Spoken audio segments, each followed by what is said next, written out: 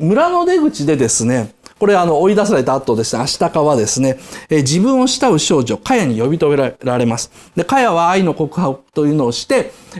いつまでもいつでも慕いもしてあげますというのをして、黒曜石でできた小さいナイフをアシタカに渡します。で、アシタカはそれをもらって、私もだ、いつまでもカヤを思おうっていうふうに書いてるんですけど、めっちゃイケメンの表情でにっこり笑いながら言うんですね。変わらぬ思い、これからもずっと思いますっていうのはどういう意味かというと、誰とも生涯他に恋をしませんっていうふうな意味なんですね。で、黒曜石の小さなナイフを渡して、爽やかに笑うと。で、これをですね、女の人でですね、このシーンを、嫌いな人というかですね、アシタカのこういうところがスカンっていうのがかなりいるんですよ。で、なんでかっていうと、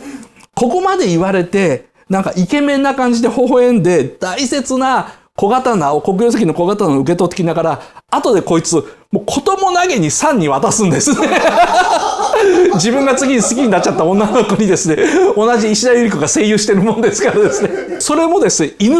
同士で渡すんですよ。直に渡すんだったと思うから、これを3に渡してくれって言ったら犬がガッテン承知って言って、3とこ持ってったら3が、まあって言って、その瞬間女の顔になったりするんですけど、なんじゃこのアニメはと。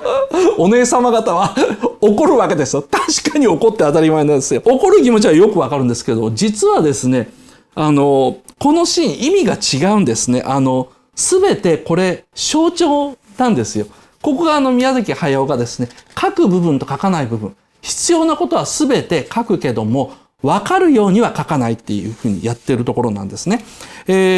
村の外れにですね、夜中に女の子が忍んで会いに来て、そして自分の生涯恋をしないイコール、貞操の印っていうのをくれるわけです。これどういう意味かっていうと、二人は人目を忍んでセックスしたという意味なんですね。で、そのセックスシーンを宮崎さんは書きたくないので、いつまでも自分は貞操を守りますという小刀を渡すことによってメタファーとして表現してるんですよ。だから、本当はここでカヤとアシタカは人の死んでセックスしているので、カヤの中にはちゃんとアシタカの血筋は残っていて、それが一族の土面の形となってアシタカ王子の伝説になって帰っていくという話になってるんですけども、宮崎さんこういう時にですね、人一倍恥ずかしがり屋だから書かないんですね。これ違うシーンなんですけども、もう一つセックスの話題がもののけ姫の中に入ってて、それはですね、アシタカがサンに看病されてて、で、傷が治ってですね、何日も寝たきりのところから起きるシーンがあります。で、岩屋の中です。岩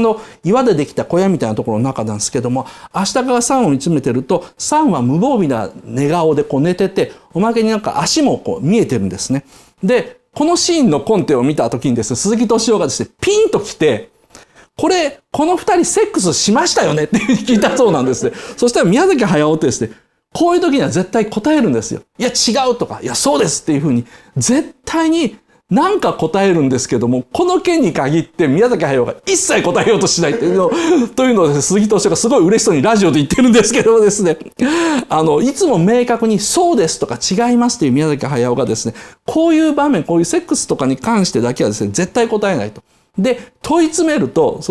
サンとアシタカがここでセックスしましたよねっていうふうに聞くと、そんなのわざわざ書かなくても分かりきってるじゃないですかっていうふうに言ったそうなんですけども、で、カヤはおまけに連れて行ってとも言わないし、で、出ていくことに関してぐずぐず言わないと。それはなんでかというと、もうセックスしてすでに子供をもらっているからだって意味なんですよ。で、アシタカの血筋は残って、それはカヤが受け継ぐと。なので、必要なことは書く。つまり、こういう部族で別れで夜に男女が会ってるということはもう関係があったということだ。だから関係があったという事実は書きたい。しかしそれを表現はしたくないっていうです。この宮崎駿の書き方なんですね。